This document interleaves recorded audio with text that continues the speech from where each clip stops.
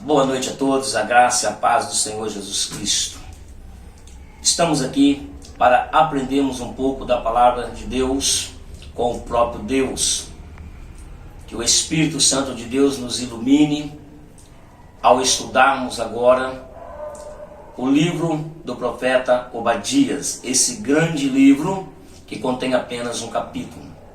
Eu quero estar lendo o versículo 15 desse capítulo único do profeta Obadias, versículo 15, que diz assim: O dia do Senhor está perto sobre todas as nações. Como tu fizeste, assim farás contigo.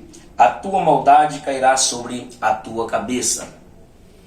Ó Deus, eu louvo o Senhor por esta oportunidade de poder, ó Pai, estar aprendendo do Senhor, aprendendo do Teu Santo Espírito, ó Pai. E ao mesmo tempo, ó Pai, poder estar, Pai, falando esta verdade, falando dessa palavra maravilhosa para outras pessoas.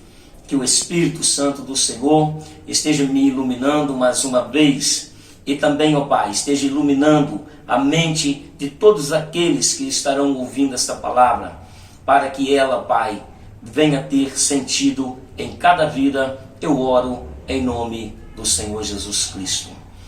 Amados, amadas, nós vamos conhecer um pouco desse livro de apenas um capítulo, que tem um conteúdo maravilhoso, que nos traz uma palavra maravilhosa para os nossos dias.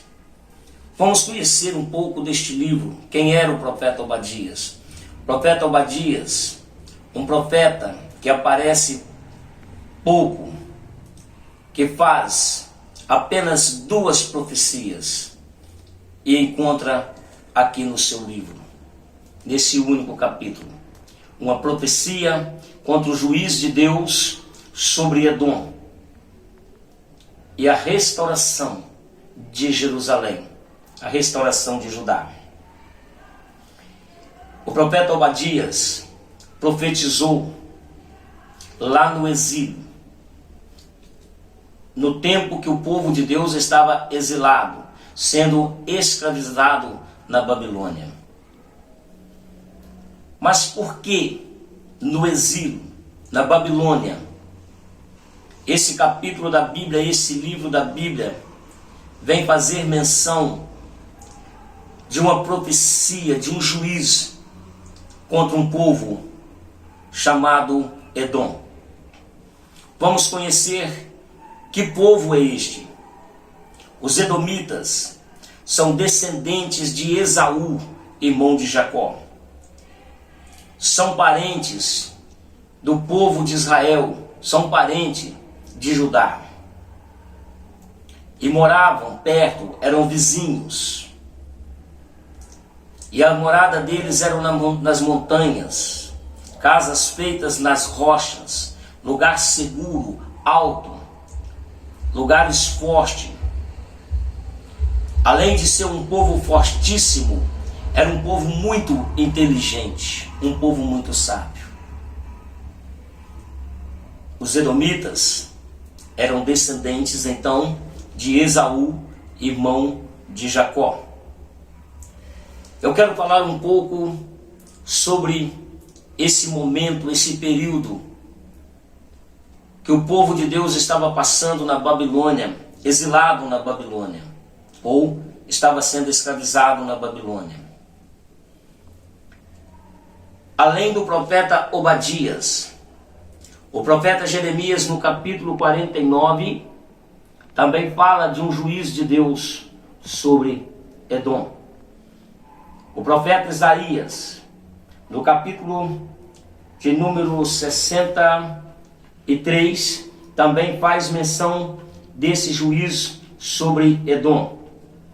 O profeta Ezequiel, no seu capítulo 25, a partir do verso 12, também faz menção desse juízo de Deus sobre Edom. O que teria os edomitas feito de tão grave para Judá, para com o povo de Deus, para que a ira de Deus estivesse tão acesa? para que o juízo de Deus estivesse para acontecer sobre aquele povo. Quando eu olho as profecias feitas contra Edom pelo profeta Obadias, eu começo a entender a tristeza tão grande que esse povo sentia. Uma revolta grandiosa, uma revolta impressionante contra os edomitas. Quando eu vou no Salmo 137, quando eu olho o Salmo 137, que eu vejo os levitas do povo de Judá, assentado na beira de um rio, sendo pedido pelo povo daquela nação para que tocasse os seus instrumentos e cantassem hinos de louvores ao Senhor, ao Deus de Sião. E eles respondem que não tem alegria, que o prazer deles era Jerusalém. Não iam cantar porque já tinha pendurado as suas harpas nas árvores da beira do rio. Eles não tinham alegria para louvar o Senhor porque estava angustiado. Vivia angustiado, preso em uma angústia causada pelos edomitas. Quando você chega no versículo 7 e 8 desse Salmo 137, eles clamam a Deus justiça contra Edom. Eles fazem uma lamentação contra Edom, pedindo um juízo de Deus contra Edom, porque a causa da sua tristeza não era tanto o peso da escravidão, o peso do trabalho, mas era a angústia que traziam dentro do peito, a revolta que traziam dentro do peito por causa dos edomitas. E quando nós aprofundamos nesse livro maravilhoso de apenas um capítulo do profeta Obadias, nós entendemos que no dia que Babilônia foi invadir Jerusalém, os edomitas, os parentes de Judá,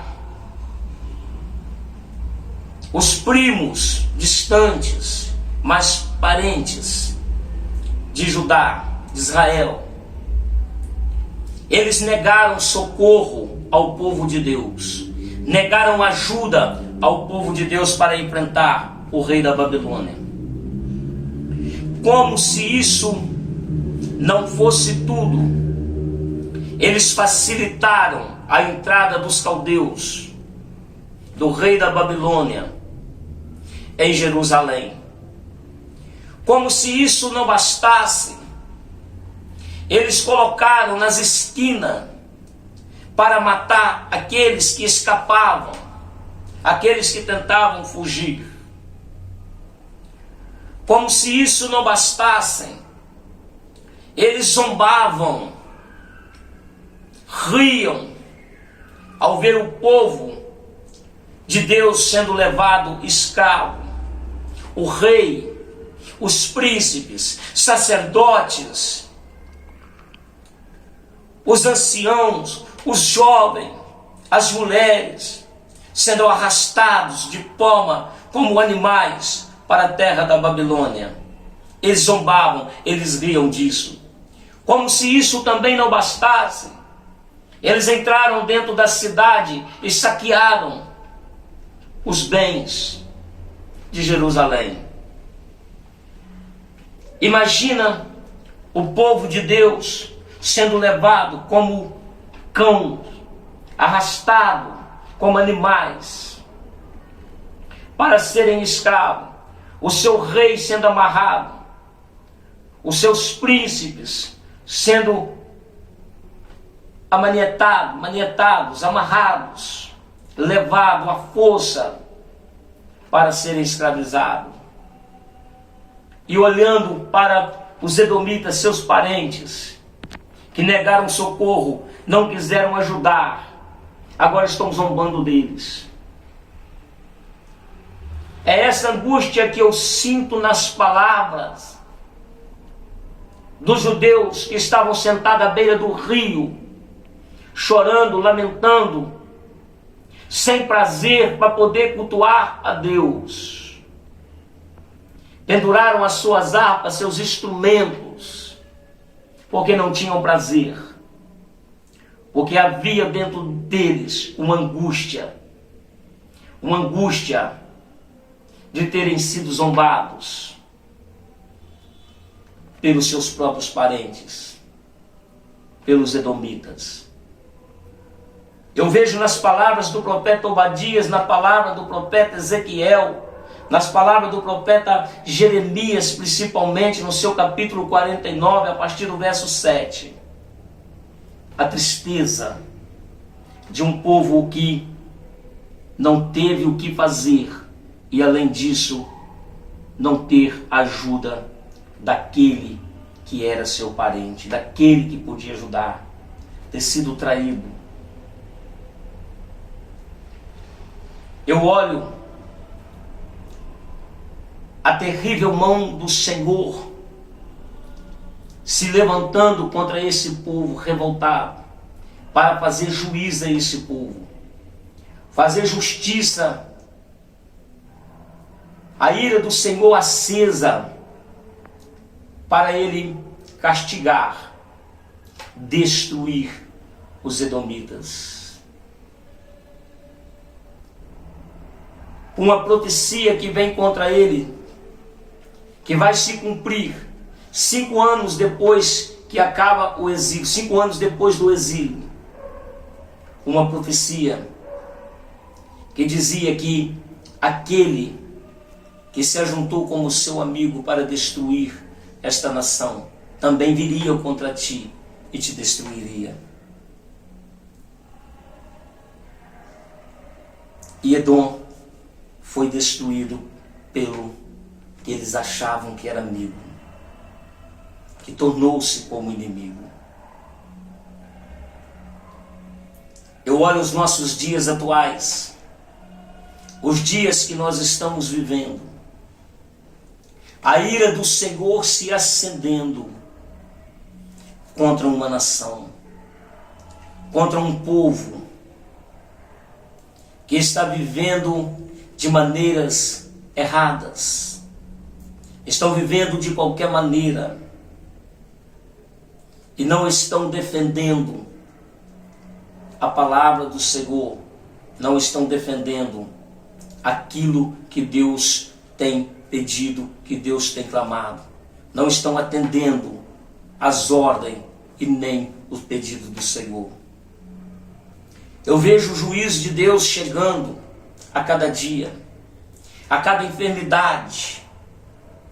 Eu vejo o juízo de Deus chegando a cada terremoto, a cada maremoto, a cada tsunami. Eu vejo o juízo de Deus chegando a cada um assassinato, quando um pai mata um filho, quando um filho mata um pai. Quando eu vejo guerra, eu vejo o juízo de Deus chegando sobre a terra. Mas o povo de Deus, o que eu encontro no livro do profeta Obadias, é que o povo de Deus também está sofrendo aqui no exílio. O que eles estão fazendo no exílio, passando no exílio, é justamente enfrentando a ira de Deus, o juiz de Deus. Eles foram para a Babilônia, arrastados pelo rei da Babilônia, serem escravos por 70 anos. É porque eles pecaram contra Deus. É porque eles pecaram contra o Deus Todo-Poderoso, o Senhor dos Exércitos. E o juiz de Deus veio sobre ele. E quando o juiz de Deus veio sobre o seu povo, primeiro sobre o seu povo, agora há a promessa do juiz de Deus ser contra aqueles que levantaram contra o seu povo, contra aqueles que tornaram adversário do seu povo. Eu vejo hoje o juiz de Deus chegando a cada dia. E no livro, na carta do apóstolo Pedro, ele vai dizer que o juiz de Deus começa por onde? Pela sua igreja, pela sua casa. O juiz de Deus começa pela igreja, pelo povo de Deus. E o apóstolo Pedro parece estar preocupado e diz: o que será dos demais? Se o juiz de Deus começa pela casa dele, o que será para os demais? Se o juiz de Deus começou aqui pela sua casa, por Jerusalém, por Judá, imagina o que seria com os edomitas, com os da terra de Edom. Se o juiz de Deus hoje, ele está sobre a terra. Se nós, povo de Deus, o Israel de Deus, se nós sofremos o juiz de Deus, imagina aqueles que têm levantado como nosso adversário nesses dias. O que eu encontro no livro aqui, nessas duas profecias do profeta Obadias, a profecia do juiz contra Edom e a profecia da restauração de Jerusalém, eu vejo Deus trabalhando nos nossos dias como naqueles dias. No final do capítulo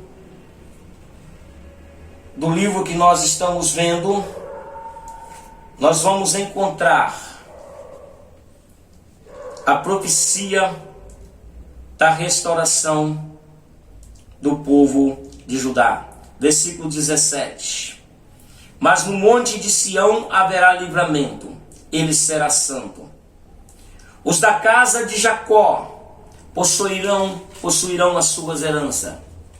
A casa de Jacó será um fogo, e a casa de José será chama. Mas a casa de Esaú será restolho. E aqueles se acenderão contra eles, e aqueles que se acenderão contra eles, os consumirão. A promessa de Deus aqui é que havia uma restauração para o povo de Judá, para o seu povo. Mas havia uma condenação para os edomitas, para os da terra de Edom. Havia uma promessa de bonança, de restauração para Jerusalém, mas havia uma promessa de serem consumidos, virarem restolho e serem consumidos por todos que viessem contra ele. Eu tenho essa palavra no meu coração para os nossos dias, para a igreja do Senhor, que enfrenta o juízo de Deus nos últimos dias na face da terra, vivendo seus últimos momentos na face da terra. Há uma promessa de salvação, de restauração. Há uma promessa maravilhosa de voltarmos para uma terra que não vai ter mais doença, uma terra que não vai ter dor, que não vai ter desavença, não vai ter inveja. Não a Jerusalém terrena, onde Judá estaria voltando para ela, mas uma Jerusalém preparada pelas mãos de Deus, a nova Jerusalém, onde não haverá mais dor, onde não haverá mais tristeza, onde não haverá mais choro. Mas para aqueles que são os edomitas dos dias de hoje, que levantam, perseguem, que tentam destruir o povo de Deus, os edomitas de hoje que ainda vivem tentando destruir o povo de Deus, para eles ainda resta o fogo, só resta o fogo do inferno, lugar de tormento, de dor. Meu querido, minha querida, meu amado, minha amada, que está me ouvindo, você que é Israel de Deus, você que é povo santo de Deus escolhido, geração eleita, é a noiva do Cordeiro, você que é nação santa. Eu não sei como você tem lidado com esses dias que a ira do Senhor está sobre a terra. Não sei como você tem vivido. Talvez você está como os filhos de Sião, como os filhos de Deus, sentado à beira de um rio, chorando, lamentando a dor do que passou. E por essa dor, você tem pendurado a sua harpa, tem pendurado o seu instrumento, ou seja, os seus dons, aquilo que Deus te deu. Não tem cantado, não tem louvado, não tem adorado a Deus no meio dessa pandemia, que eu chamo de ira de Deus sobre a terra. Tem sofrido com isso? Eu faço um convite a você essa noite, que você cante. Pega a sua harpa que está pendurada, pega o seu dom que Deus te deu e use neste momento, mesmo em momentos difíceis. Use para que o Senhor possa ouvir a sua adoração e te restaurar. Não importa com o que estão falando, não importa com o que o inimigo está pelejando, como está pelejando contra você. Faça aquilo que o Senhor tem te dado, porque há uma promessa de Deus para a sua vida. Há uma promessa de Deus para você e para mim. A promessa é, a profecia contra os edomitas é o inferno, contra os perseguidores é o inferno, é fogo, eles são restolho. Mas para nós, servos de Deus, há um céu, uma nova Jerusalém que desce do céu, das mãos de Deus, feita pelas mãos de Deus, para nós descansarmos, para nós vivermos eternamente. Aí nós vamos cantar como o povo de Judá, no dia que voltou para Jerusalém, que está no Salmo 136, quando o Senhor nos trouxe de volta do cativeiro. Estávamos como os que sonham. Então a nossa boca se encheu de riso, e todas as nações diziam: que grandes coisas fez o Senhor por esse. Quando nós voltarmos para a nossa terra, quando nós formos para a nossa pátria celestial, onde é a nossa verdadeira pátria, nossa verdadeira terra, nós vamos estar como os que sonham, nós vamos encher os nossos lábios de riso, porque o Senhor fez grandes coisas por nós, dando-nos a salvação eterna, nos dando a bênção de viver a eternidade ao lado dele. Que Deus abençoe a sua vida em o nome de Jesus.